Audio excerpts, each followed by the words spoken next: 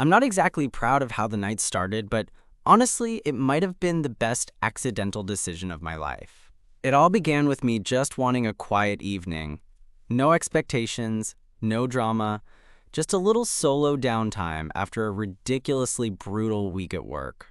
Instead, I ended up sitting across from Jamie, the guy I'd known from my fitness class for a couple months, sharing way too many drinks and, eventually, way too much honesty.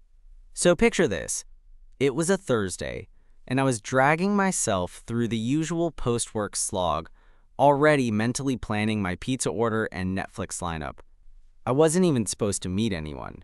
Jamie had texted me earlier that day with some random question about workout routines, and I kind of brushed it off. But then, out of nowhere, he sends this message, "Hey, want to grab a drink later? I think it could be fun." I almost deleted it, not really feeling social, but something about the way he asked, no pressure, just casual, made me say yes.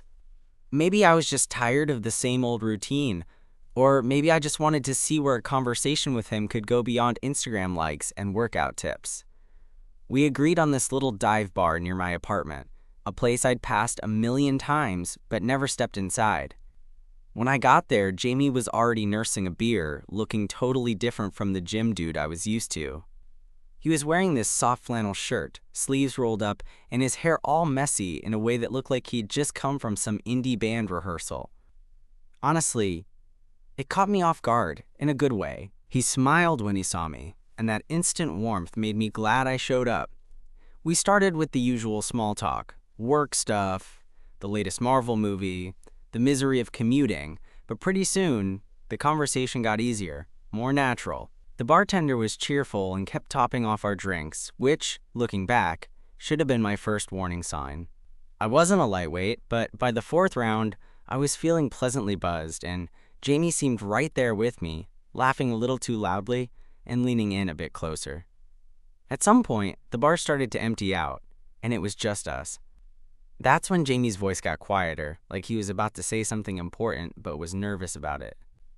I remember thinking, okay, this is either going to be really good or really awkward. And then, without any preamble, he just told me straight up that he'd been kind of scared to ask me out before, even though he definitely wanted to. I blinked, caught off guard. I mean, we'd always kept things casual and friendly, but hearing that out loud made something shift. The way he looked at me, sincere and a little vulnerable, made it impossible to just brush it off. Then he confessed something else. He'd never really been in a relationship with a guy before, and this whole thing was new territory for him. I wasn't sure what to say at first, but I realized I felt the same kind of nervous excitement.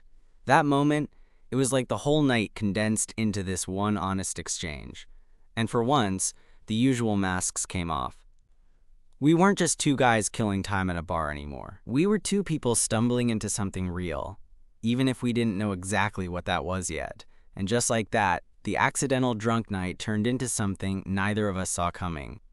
But what happened next? Well, that's where the story really starts to get interesting.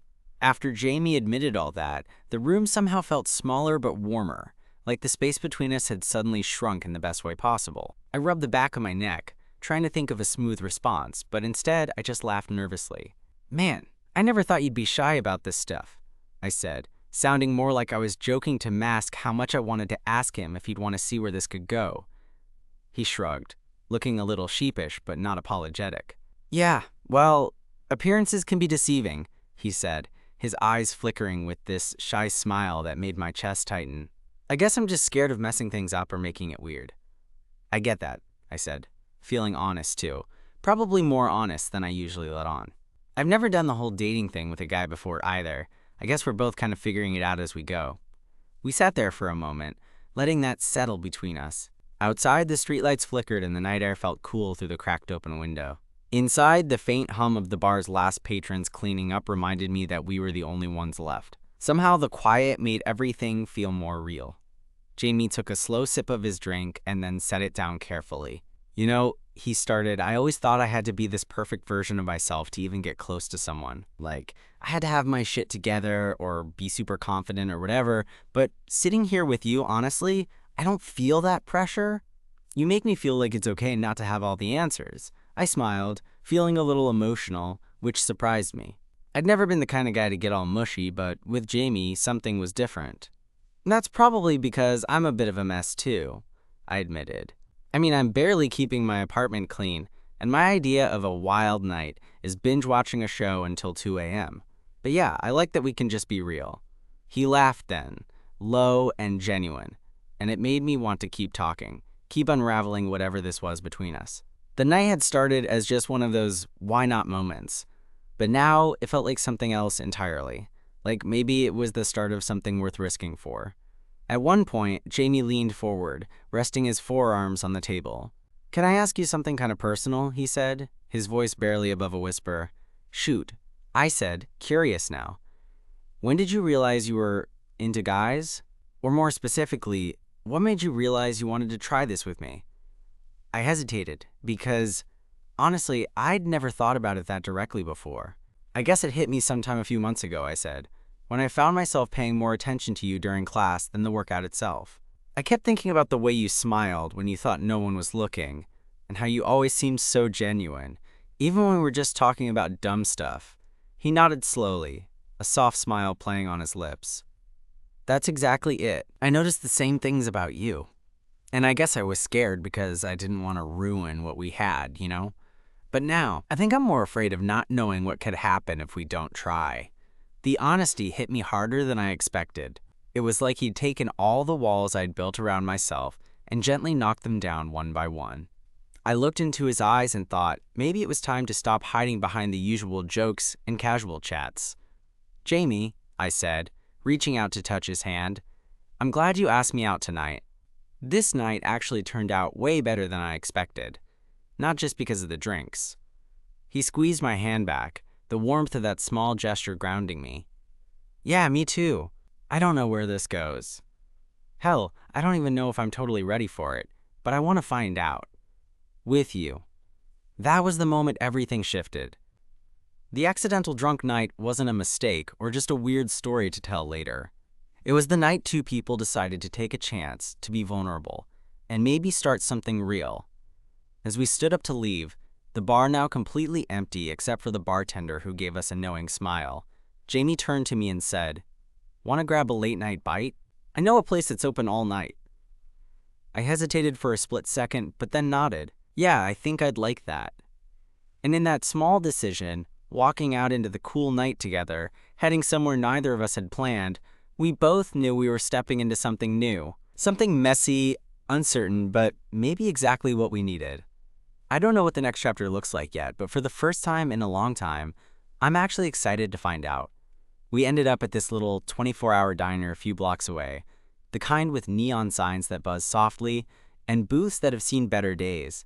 It was the kind of place that felt comfortable in its imperfection, much like the night itself. Jamie slid into the booth across from me, and I caught a glimpse of something in his eyes, a mix of hope and nerves that made my heart skip. The menu was the usual greasy spoon fare: pancakes, burgers, fries, all that stuff I probably shouldn't be eating at 2 a.m., but honestly, I didn't care. Jamie ordered a stack of blueberry pancakes, and I went with the classic bacon and eggs.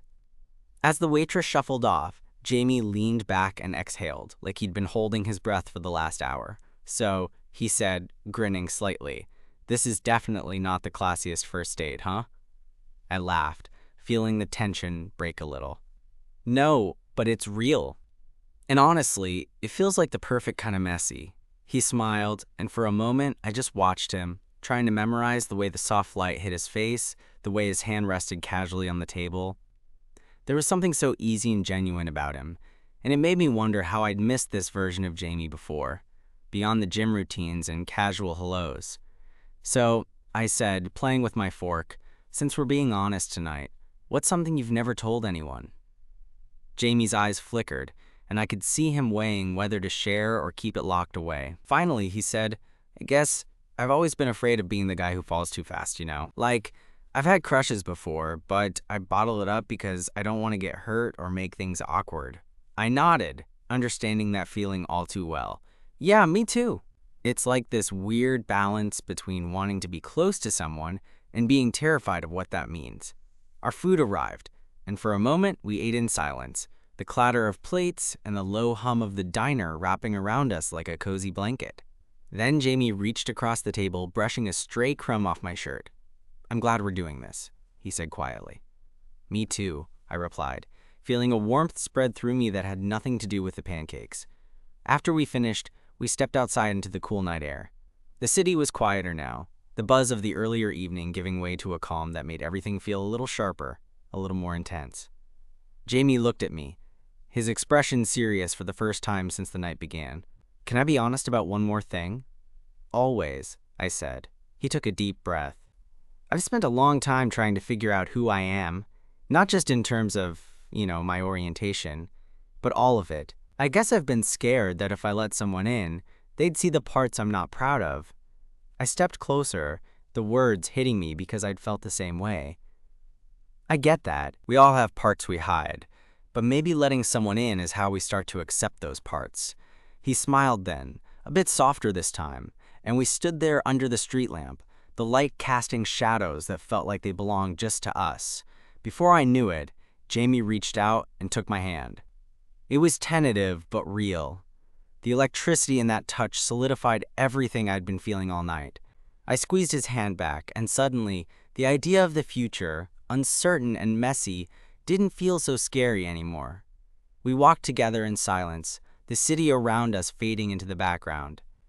It was the kind of moment you don't expect, but recognize immediately, the kind that sticks with you long after. And honestly, I was ready to see where it would take us.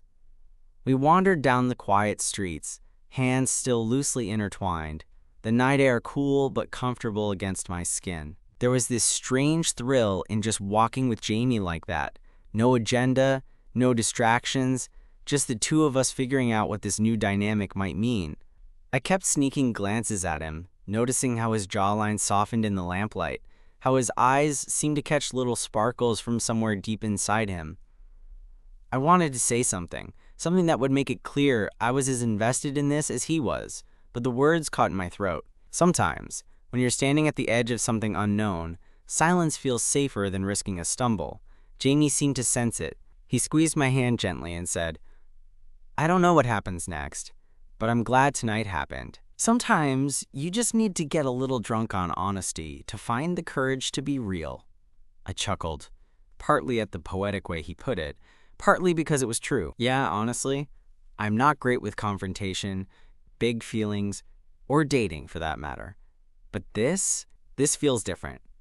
He gave me a lopsided grin, the kind that makes your stomach do a little flip. "Different good, or different scary?" I paused, then said, "Definitely different good. Scary, maybe, but good." We stopped at a little crossroads, the street signs flickering overhead. For a moment, it felt like the world had shrunk just to the two of us. Jamie's gaze dropped to our hands, still linked together, and then back up to my face. "I almost didn't send that text tonight," he confessed. "I was worried I'd mess up what we have or freak you out." I shook my head, surprised at how much I wanted to reassure him. "I'm really glad you did. This night, it's made me realize how much I've been hiding behind casual conversations and safe friendships. Maybe it's time to stop running from that." Jamie sighed, a little laugh escaping him. "Man, you make running from feelings sound dramatic." I grinned. "Well, it is kind of dramatic when you put it that way." We both laughed, and in that moment, I felt like we'd crossed some invisible line.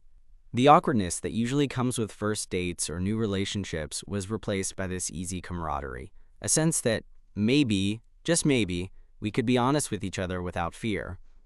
As we started walking again, Jamie suddenly stopped and looked up at the night sky. Ever feel like the stars are just distant memories, twinkling reminders of things we can't quite reach? I blinked, caught off guard by the unexpected philosophy. "That's poetic. Not sure I'm there with you on that one." He shrugged. "Yeah, I'm probably just a little buzzed. But sometimes I think about the future and get scared it's just a collection of unreachable dreams. That's a heavy thought for a Thursday night," I teased. He smiled softly. "Yeah, but maybe talking about it makes it less heavy." We kept walking, the city's silence wrapping around us like a secret. Eventually, we found ourselves outside my apartment building. Neither of us moved to say goodbye right away, like neither wanted the night to end. Jamie looked at me, his expression open and a little vulnerable. "Hey, would you want to hang out again? Like, not just because of the drinks and accidental honesty." I laughed because, honestly, that was the best way to put it. "I'd like that. A lot." He smiled wide, that genuine, unguarded smile that made my chest feel warm and full. "Cool. Then it's a date. No pressure, just us figuring out what this is." I nodded, feeling lighter than I had in weeks. "Yeah, us." We finally said goodnight, and as I watched him walk away, something inside me settled. Maybe it was the buzz, maybe it was the honesty, but I knew this was the start of something real. Something I was ready to explore. One messy, beautiful step at a time. The next morning, I woke up with that familiar foggy feeling you get after a night of more drinks than you planned. My head was pounding softly, the apartment a little too bright, my phone buzzing on the nightstand. I groaned, reaching for it, half expecting a string of texts I might not be ready to handle. Instead, there was just one message from Jamie. "Morning. Last night was unexpectedly awesome. Coffee later?" I smiled, the warmth spreading through me despite the headache. I typed back, "Definitely. Need something strong to survive my own cooking." We agreed to meet at this little cafe, about a 10-minute walk from my place. It was the kind of spot with exposed brick walls, indie music playing just loud enough, and baristas who definitely cared more about latte art than speed. I figured if we were going to do this us thing, it might as well start somewhere low-key but meaningful. When I got there, Jamie was already seated by the window, sipping on what looked like an absurdly complicated espresso drink. He looked up as I slid into the chair opposite him, his smile like a sunrise cutting through the morning gloom. "Rough night?" he teased, gesturing toward the water bottle I had in hand. "Let's just say my liver is filing a formal complaint," I said, laughing. "But I haven't stopped thinking about last night." "Same," he admitted, his eyes locking with mine like it was the only thing in the world that mattered right then.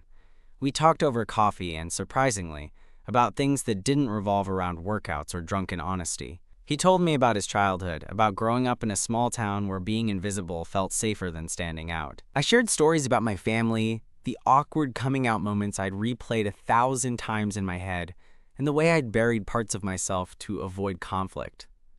There was this rhythm between us, like two puzzle pieces clicking slowly into place. I found myself relaxing more than I expected, like I could finally breathe without worrying about the masks I usually wore.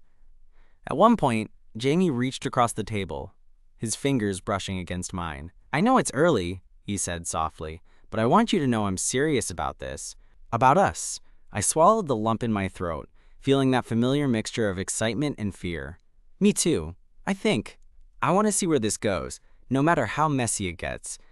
He smiled, and there was this raw honesty in his eyes that made everything feel possible. The days that followed were a blur of texts, late-night phone calls, and stolen moments between our busy schedules. We went on a few actual dates, movie nights, walks in the park, dinners where the conversation flowed as easily as the wine.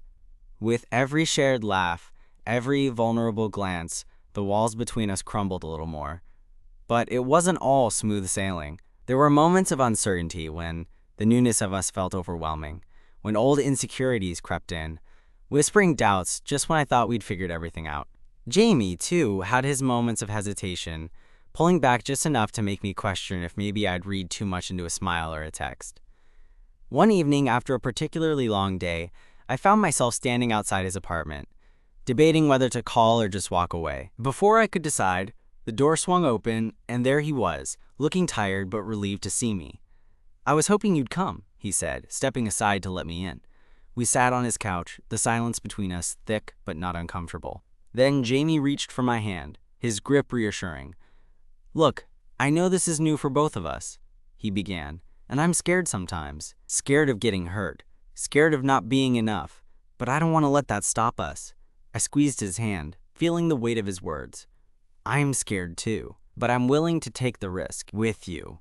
He leaned in, his forehead resting against mine, and I felt a peace I hadn't known was possible. That night wasn't about grand gestures or perfect moments. It was about two imperfect people choosing each other, flaws and all. As the weeks turned into months, we navigated the ups and downs, the awkward first kisses, the deep conversations about our hopes and fears, and the simple joy of waking up next to someone who made you feel seen. And through it all, I realized that sometimes the best things come from the most unexpected nights, like getting accidentally drunk together and finding honesty in the haze. I'm not saying we have it all figured out. Far from it, but for the first time in a long time, I'm excited about what's ahead.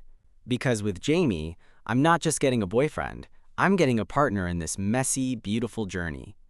And honestly, that feels like enough.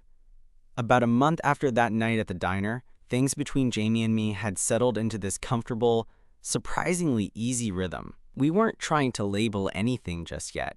It felt more like we were just seeing where it went without forcing it. Maybe that was the best kind of start for two guys who'd both spent years dodging the spotlight.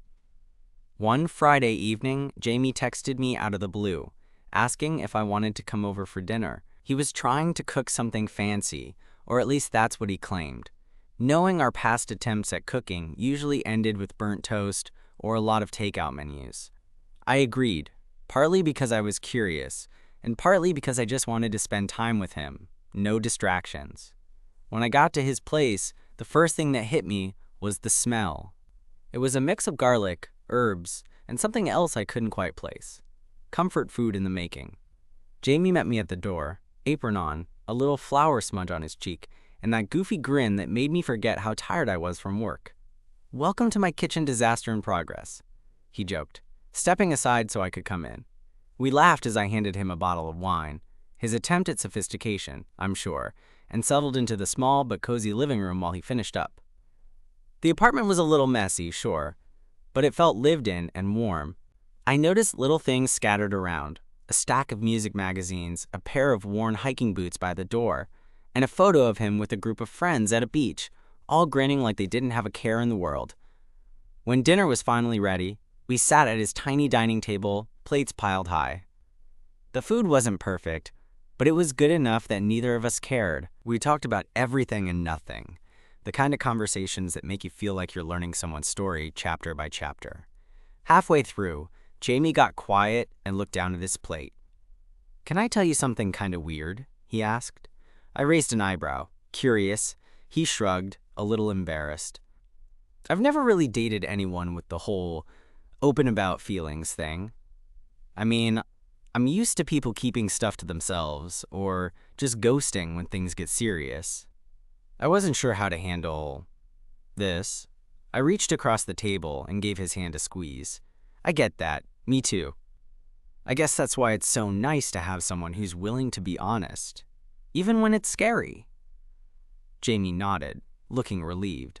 "Yeah, I'm glad it's you." That simple confession hit me in a way I didn't expect. It was more than just words. It was a crack in the armor we both wore, a glimpse into the parts we usually kept hidden. Later that night, we ended up sprawled on his couch, the wine bottle empty between us, the city lights casting shadows through the window. I rested my head on his shoulder, feeling the steady beat of his heart, and for the first time in a long time, I felt like maybe I was home. A few days after that, we decided to take a day trip out of the city, something spontaneous to shake up the routine. We rented bikes and rode along a trail near the river, the sun warm on our backs and the air filled with the scent of pine and fresh grass. Jamie was surprisingly competitive, racing ahead and then doubling back to make sure I was still catching up. I was definitely slower, but he cheered me on like I was winning some kind of race. At one point, we stopped by a small clearing, the river sparkling nearby. Jamie pulled out a blanket from his backpack, and we sat down, exhaustion and laughter mixing together. We talked about our dreams, the awkward moments we'd had with past crushes, and the little things that made us smile.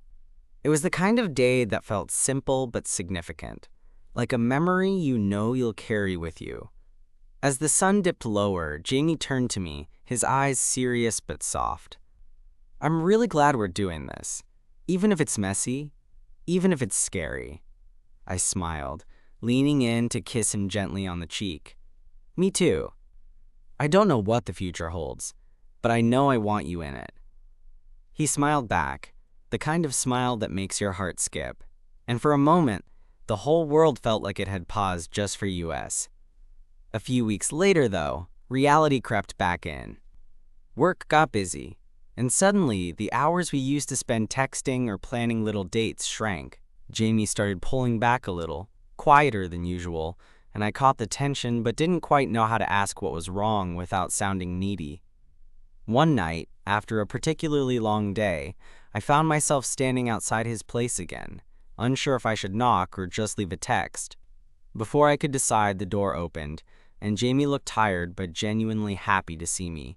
We sat on his couch, the silence stretching longer than before. Finally, Jamie broke it. "I've been thinking a lot," he said, voice low, "about us, about what I want, and honestly, I'm scared. Scared that I'm not ready for this kind of closeness." I nodded, my chest tightening. "I get that. This stuff isn't easy, but running away won't make the fear go away." He looked at me, vulnerable like I'd never seen before. "I don't want to lose what we have, but sometimes it feels like I'm drowning in all the what ifs." I reached out, pulling him into a hug. "We don't have to have it all figured out. We just have to keep trying. Together." He sighed, resting his head on my shoulder. "Together sounds good."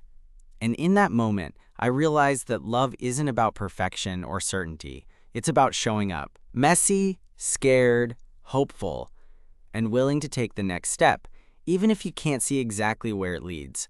The days after that conversation with Jamie were quieter, but somehow fuller. We didn't suddenly have all the answers, and there were still moments when the future felt uncertain, but the difference was that we were facing it together. No more running, no more hiding. One evening, a few weeks later, we found ourselves back at that little diner where it all began. Not for drinks this time, but for pancakes and coffee. The place had a comforting familiarity, the worn booths and buzzing neon lights, a gentle backdrop to where we'd first let our guards down. We sat side by side, sharing a plate of blueberry pancakes, and I caught Jamie's eye across the table. There was something steady in his gaze now, a quiet confidence that came from knowing he didn't have to pretend. I reached across and took his hand, feeling the warmth and ease between us. "You know," he said softly, "I never thought I'd feel this. Normal. Like being with someone could just feel right without all the noise." I smiled, squeezing his hand. "Me neither, but it does. And I'm glad it's with you." He laughed, that genuine laugh that always made me feel a little lighter. "So what now? Are we official, or are we just two guys who accidentally got drunk and decided to keep hanging out?" I shrugged, grinning. "Let's take it one day at a time. No pressure. Just—" Jamie nodded, and for the first time, I didn't feel the need to rush or overthink. We had something real, messy, and imperfect, but ours. And that was more than enough. As we finished our breakfast, I realized that sometimes the best beginnings come from the most unexpected moments, like a night of accidental honesty, a little courage, and the willingness to be seen. With Jamie beside me, I felt ready to face whatever came next. Not because it was easy, but because it was worth it. And honestly, that felt pretty damn perfect.